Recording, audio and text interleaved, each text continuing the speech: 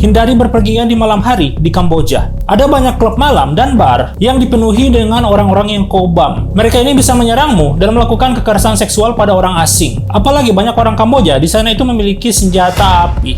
Assalamualaikum kawan-kawan, selamat datang kembali di channel aku dan terima kasih sudah klik video ini. Jadi hari ini tuh aku akan membahas tentang 5 sisi gelapnya negara Kamboja. Jadi apa-apa sajakah itu? Siapkan posisi terenak kalian dan ini dia ceritanya.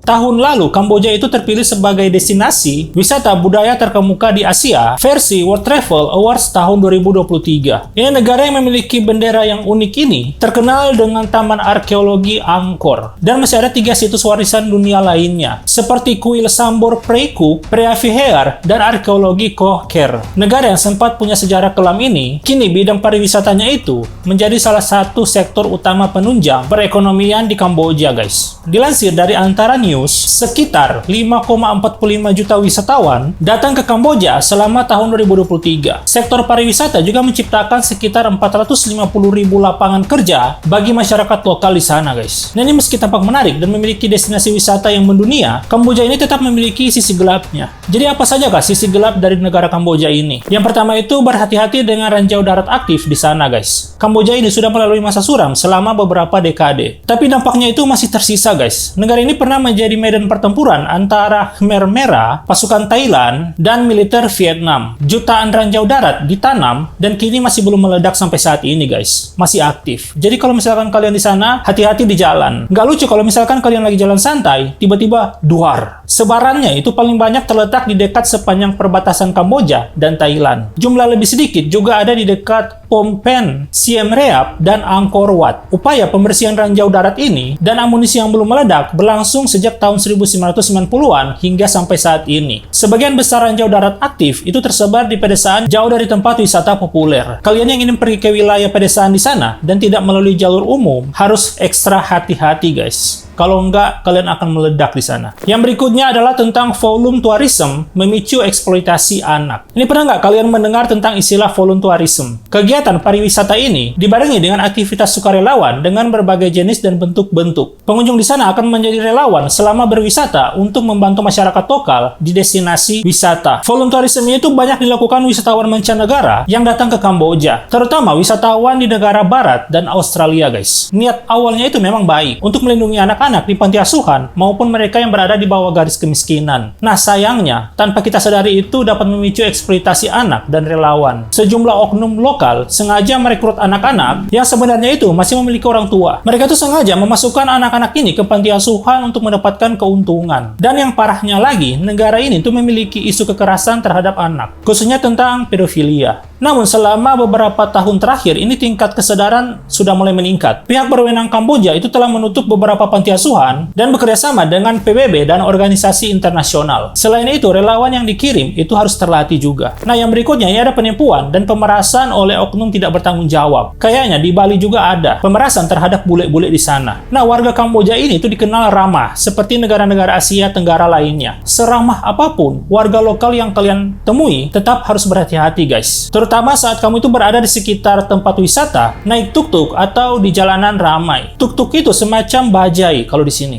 Penipuan dan pemerasan itu kerap menyasar para wisatawan mancanegara. Penipuan dan pemerasan ini tidak sebatas dengan pengenaan tarif akomodasi yang tinggi dan pungutan liar dengan uang dolar Amerika Serikat. Jadi Kamboja ini menggunakan 2 mata uang, guys, riel dan dolar Amerika Serikat. Penipuan ini juga terjadi melalui kartu ATM dan kartu kredit. Bahkan ada sejumlah oknum akan berdandan seperti biksu yang meminta donasi untuk perbaikan kuil atau panti asuhan. Biksu sejati di sana itu tidak meminta uang secara langsung, guys. Jadi kalau misalkan kalian berlibur di sana dan ada biksu yang semacam ini, mending ditolak dengan cara yang baik-baik. Supir tuk-tuk di sana itu tidak membawamu ke tempat dengan sesuai keinginan dan tarif normalnya. Sebaiknya kalian kalau misalkan sebelum naik tuk-tuk, mendingan ada proses tawar-menawarnya. Yang berikutnya ini tentang kejahatan hingga kekerasan seksual di kawasan tertentu. Sisi gelap lainnya dari negara ini bisa lebih parah dari penipuan. Itu adalah kejahatan di jalanan hingga kekerasan seksual. Perampasan HP, tas, dan dompet kerap terjadi di kawasan tertentu, guys. Jadi pencuri ini kerap mengincar pejalan kaki atau orang-orang yang berada di dalam taksi terbuka. Hindari berpergian di malam hari, guys. Ada banyak klub malam dan bar bar itu dipenuhi dengan orang-orang yang udah kobam parah. Mereka itu bisa menyerang kalian dan melakukan kekerasan seksual pada orang asing. Apalagi di Kamboja itu banyak orang yang memiliki senjata api. Kalian tuh bisa menghindari pub street di Siem Reap, Sihanoukville, dan bar di sekitar sungai di Phnom Penh. Daerah ini terkenal dengan deretan bar yang menjadi tempat penjemputan. Nah, yang terakhir ini, polisi di sana yang sering mencari sumbangan. Kayaknya di negara kita juga ada oknum yang seperti ini, guys. Nggak cuma oknum masyarakatnya yang bisa bertindak kriminal, polisi di Kamboja itu juga sering meminta sumbangan. Sederhananya, kamu itu sebagai wisatawan asing, berpergian menggunakan mobil atau motor. Kemungkinan besar itu akan didenda polisi lalu lintas di sana. Alasannya itu seperti menyalakan lampu pada saat siang hari, mengendarai sepeda motor tanpa menggunakan helm,